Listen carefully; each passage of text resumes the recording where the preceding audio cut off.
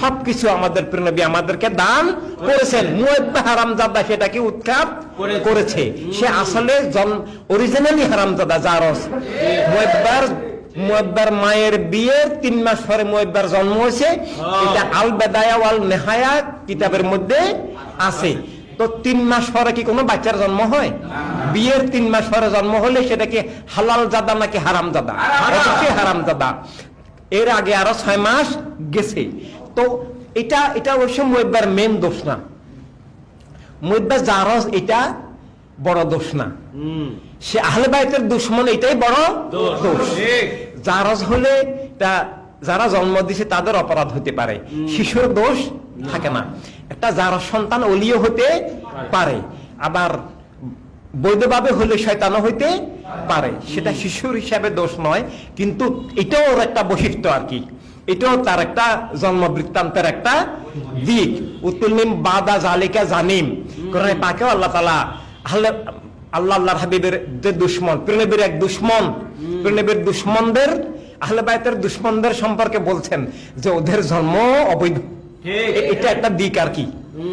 এই সর্বনাশ করছে খেলাফত উৎখাত করে, অর্থাৎ খেলাফত উৎখাত কলামাই উৎখাত, খেলাফত উৎখাত ইসলাম উৎখাত। খেলাফত উৎখাত মানে জীবন ধ্বংস করা, অধিকার স্বাধীনতা হরণ করা, মিথ্যা জুলুমের কাঠামো কায়েম করা। খেলাফত কলেমার কাঠামো, কলেমার স্ট্রাকচার, ইসলামের রূপরেখা, জীবনের কাঠামো। আর মুলকিয়ত জীবন বিরোধী, কলেমা কোরআন বিরোধী, অধিকার স্বাধীনতা হরণকারী ফেরাউন নমরুদের শয়তানের রাজত্ব, সেটা এখন পৃথিবীতে কায়েম আছে, কায়েম থাকতে পারে, আমরা কবুল করতে পারি না। আপনার জমি জায়গা একজনের দখল করে সাইনবোর্ড লিখে দিতে পারে, কিন্তু আমরা কি সেটাকে বৈধতা দিতে পারবো?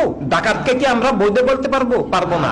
আপনি চেষ্টা করবেন আপনার বাড়িঘর উদ্ধারের জন্য, আপনি না পারলে আপনার ছেলে মেয়েরা চেষ্টা করবে, ছেলে মেয়েরা না পারলে আপনার নাতিরা চেষ্টা করবে যে এটা আমার মানে পূর্বপুরুষের সম্পত্তি, ওরা জোর করে দখল করে রাখছে, আমরা উদ্ধারের চেষ্টা করব।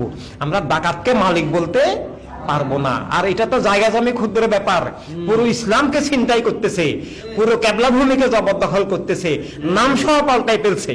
এটা নাকি সৌদি করতেছে, এটা নাকি ওয়াহাবিবাদের, এটা নাকি ওয়াহাবিবাদের কেন্দ্র, ওয়াহাবিবাদে নাকি ইসলাম। নাউজুবিল্লাহ। আমরা সুন্নি হিসাবে ওয়াহাবিবাদকে মেনে নিতে পারি না এবং ওয়াহাবিবাদের মুলকিয়তকে মেনে নিতে পারি না, বরং ওদেরকে উৎখাত করতে হবে, কেবলা ভূমিকে উদ্ধার স্বাধীন আমাদেরকে করতে হবে। আপনার সন্তানকে, আপনার পিতা মাতাকে, আপনার স্বামী স্ত্রীকে যদি কেউ অপহরণ করে, হাইজেক করে নিয়ে আটকিয়ে রাখে, আপনি কি করবেন?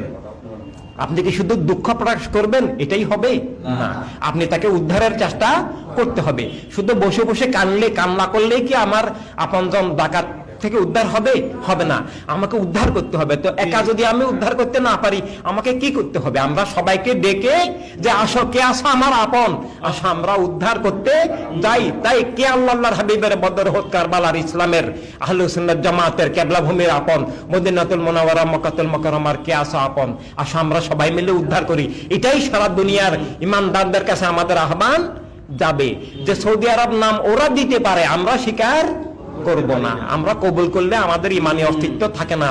কলেমা কোরআনের সাথে, বদর উহুদ সিফফিন কারবালার রক্ত মোবারকের সাথে বেঈমানি হয়ে যায় আমরা জীবন দিতে পারবো, কারবালার রক্তের সাথে বেঈমানি করতে পারবো না। আমরা কারবালার গোলাম হয়ে যে আমরা বাঁচবো, মরবো, হাশরের ময়দানে দাঁড়াবো। এটাই আমাদের ইমানি অস্তিত্ব, এই অস্তিত্বকে রক্ষা করতে হবে।